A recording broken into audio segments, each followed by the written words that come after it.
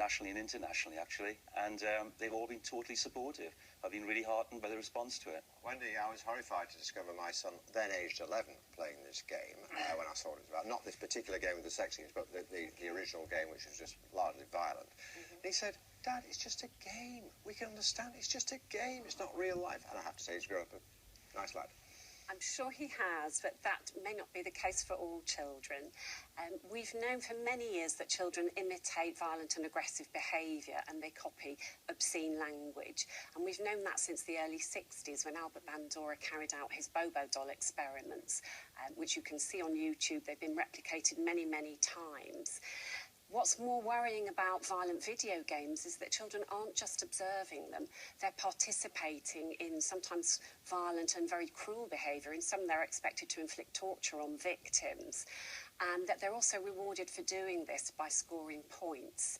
Now, we know that when we reward children for behaviours, they're more likely to repeat them. Can you point to a single court case, and I'm not defending them, but just asking you a question, can you point to a single court case which has resulted from someone playing these games when they were a kid or at any stage in their life, in fact? This is a difficult one. It's very hard to find a direct causal link. However, after the Columbine High School massacre in the States, parents did try to prosecute the manufacturers of violent video games because they believed that the perpetrators had been influenced by them.